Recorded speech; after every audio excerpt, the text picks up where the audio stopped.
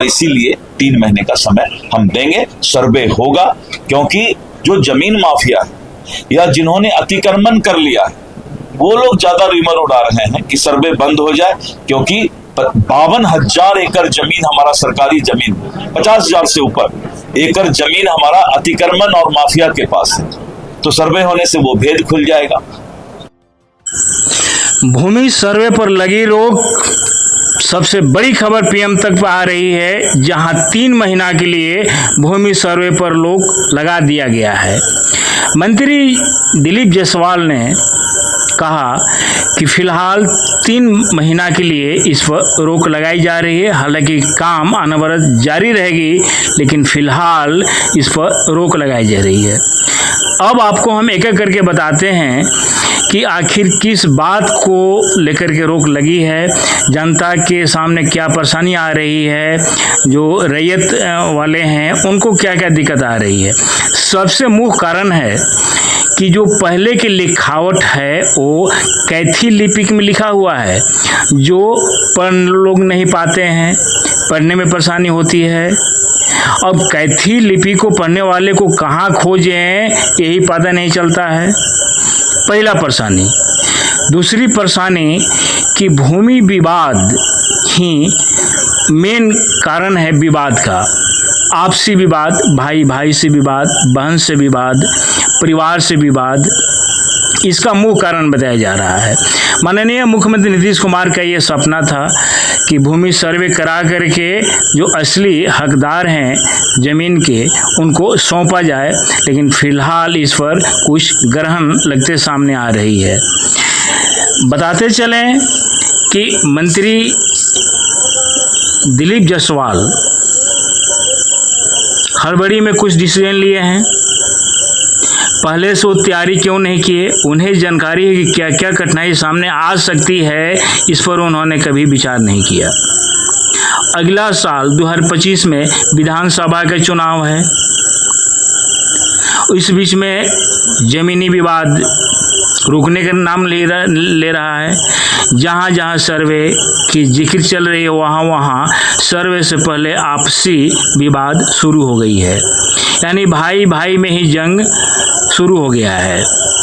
कुछ ऐसे बेनामी संपत्ति है जिसके बारे में बहुत कुछ कहना उचित नहीं है, लेकिन वो सरकार के खाते में है। लोग कहते हैं कि मेरा है, वो कहते हैं कि मेरा है, यानी तमाम तरह की जो परेशानी है वो सामने आ रही थी। कुछ लोग बाहर रहते हैं, दौड़कर घर पर आए कि भैया सर्वे कराना है। अब सर्वे कराने के लिए किन किन कागजों का जुगाड़ करना है, जुटाना है। बरसों बाद सर्वे हो रही है, साले साल होता तो लोग को जहन में रहती कि ये कागज रखना है। अब जाने अनजाने में लोग दौड़ रहे हैं, कोर्ट कचहरी का चक्कर लगा रहे हैं, कैथी भाषा का जानकार खोज रहे हैं, कौन पढ़ेगा इसको। इस मामले में कहीं न कहीं लोग पूरी तरह से ठगी के शिकार बनते जा रहे हैं। यह अनजान बना पहली बिहार में पहली बार देखने को मिल रही है, जहां जमीन सर्वे पर इतनी विवाद छिड़ा हुआ है।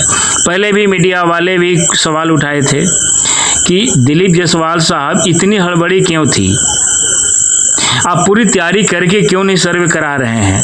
हर जगह कैथी लिपि का जानकार लोग को रख दें, उसको डिस्प्ले पर शो करें, ताकि ऐसा नहीं कि कुछ पैसा लेकर के कैथी भाषा पढ़ करके और भाई भाई में भिड़ंत करा दे। ये तमाम चीज़ है। बताते चलें कि पूर्णिया में हाल ही के दिनों में मंत्री दिलीप जायसवाल जो भूमि सुधार विभाग के मंत्री हैं, उनकी बैठक हुई थी और इसमें नेक सलाह पप्पू यादव दिए थे, जिस पर इन्होंने अमल किया। कुछ ऐसा मामला है जिसमें भाई भाई खून का प्यासा बन जाता है, जाने भी चली जाती है।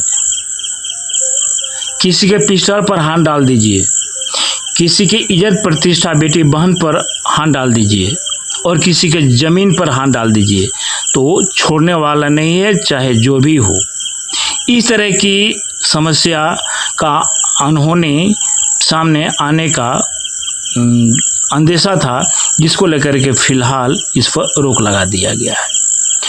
इतना ही नहीं, भूमि सुधार विभाग के जो मंत्री हैं दिलीप जायसवाल, उन्होंने क्या कहा वो भी हम आपको सुनाएंगे, उनके मुखारबिन से सुनाएंगे। लेकिन फिलहाल जो भूमि सुधार विभाग के मंत्री हैं दिलीप जायसवाल, उन्होंने बहुत ही जल्दबाजी में डिसीजन लिया, पूरी तैयारी के साथ डिसीजन नहीं लिया ताकि आम आवाम को राहत मिले। जो भूमि जिनके पास है, जो रैयत वाले हैं, जो किसान हैं, कम पढ़े लिखे लोग हैं, ज़्यादा पढ़े लिखे लोग हैं, बाहर रहते हैं, खेत खलिहान में काम करते हैं, देहाती ब्रांड हैं, पढ़े लिखे लोग हैं, सबके लिए ये सुगम और सस्ता उपाय बने, रास्ता बने। इसके लिए अनवरत अनुसंधान में लीन है डिपार्टमेंट कि और इसको कैसे आराम से सर्वे कराया जाए, कोई विवाद ना हो, इसको लेकर के तैयारी चल रही है। आगे भूमि सुधार विभाग के मंत्री दिलीप जायसवाल ने क्या कहा, आप सुने। हमारे सांसद श्री पप्पू यादव जी ने भी इस बात को बताया था। हमने परसों, चूंकि ये न्यूज अभी तक मैंने नहीं दिया है किसी को, कल हम देने वाले थे, आपने पूछ लिया तो मैं बता रहा हूँ कि हम लोगों ने समझा कि जनता को शुरू में परेशानी हो रही है कागजात ढूंढने में, क्योंकि सभी लोग सोच रहे थे कि सब हमारा ठीक ठाक है।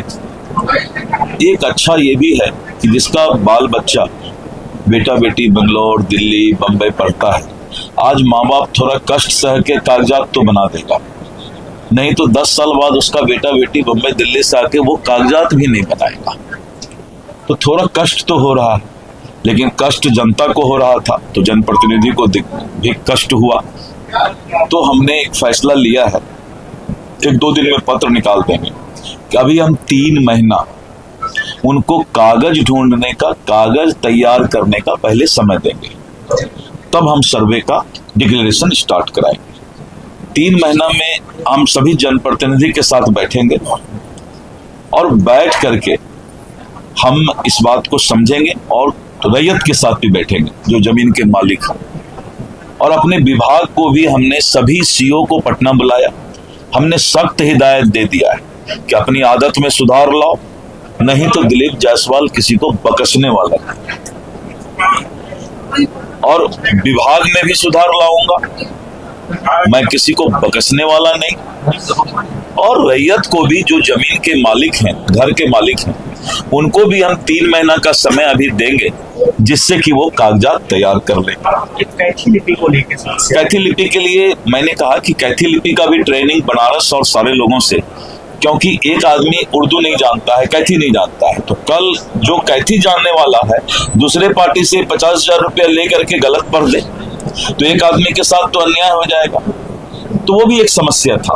तो हमने अपने अभी हमारा जो है करीब 100 से ज्यादा अधिकारी इसका विशेष ट्रेनिंग कैथी लिपि का ले रहे हैं, और रैयत से कोई गलत नहीं बता दे, इसलिए ओ या हरसई दुर्गई कैथी में कैसा होता है उसको हम डिस्प्ले करेंगे, जिससे कि वो मिला भी ले कि ये आदमी सही कैथी बोल रहा है। तो प्रत्येक सीओ ऑफिस में हम मुखिया को, सरपंच को, सब जगह वो एक भेजेंगे कैथी लिपि का हिंदी में और कैथी क्या होता है। तो ये सारा चीज करने में समय लगता है। तो ठीक इनका भी आया था ये विचार, मैं देखा इनका जब भी कुछ आता है तो सिंहेश्वर स्थान के लिए बोले, मैंने तुरंत ये किया, राजकीय उसको ये करना था। इनका आया तो ये जनता से चूंकि जुड़े हुए हैं तो हमें लगा, बहुत जगह और भी बहुत जगह से खबर आया, तो अभी हम 3 महीना के लिए जनता को समय दे रहे हैं। सर्वे होगा, सर्वे इसलिए होगा कि जमीन का एक बार अगर भविष्य तय हो जाएगा तो थाना में 60% विवाद रुक जाएगा। सिविल कोर्ट में दादा केस करता है सिविल सूट तो पोता को जजमेंट मिलता है, और बेचारा जमीन का मालिक जो है न्याय पाते पाते ऊपर चला जाता है। बंगाल ऐसी जगह में जहां कम्युनिस्ट का शासन जिस वक्त था 10 साल पहले, सर्वे हो गया और बंगाल में सारा चीज डिजिटल है, उड़ीसा में सारा चीज डिजिटल है, मध्य प्रदेश में डिजिटल है, सब जगह डिजिटल है। तो थोड़ा कष्ट तो होगा, लेकिन जो अभी जो प्रॉब्लम था उस प्रॉब्लम को दूर करने के लिए एक बार 3 महीना का समय और विभाग को हिदायत कि कागजात तुम्हारे पास है तो तुम मांग क्यों रहे हो रैयत से भाई, अगर कागजात नहीं था तो ऑनलाइन रसीद कैसे काटे। तो ये सारी बातों का हल राजस्व मंत्री के रूप में एक आम जनता के रूप में, पहले राजस्व मंत्री को एक आम जनता होना चाहिए, तो मैं एक आम जनता हूं और इसीलिए 3 महीने का समय हम देंगे। सर्वे होगा, क्योंकि जो जमीन माफिया है या जिन्होंने अतिक्रमण कर लिया है वो लोग ज्यादा रिमर उड़ा रहे हैं कि सर्वे बंद हो जाए, क्योंकि 52,000 एकड़ जमीन हमारा सरकारी जमीन, 50,000 से ऊपर एकड़ जमीन हमारा अतिक्रमण और माफिया के पास है। तो सर्वे होने से वो भेद खुल जाएगा। लाखों करोड़ की संपत्ति सरकार की, इसलिए हमने ये कहा है कि सर्वे अगर डीएम का ऑफिस है तो डीएम को भी कराना पड़ेगा, एसपी का ऑफिस है तो एसपी को भी, सभी लोगों को अब जो सरकारी अस्पताल से लेके सरकारी जमीन से लेके सरकारी ऑफिस, सरकारी निवास, अब सबका दाखिल खारिज होगा।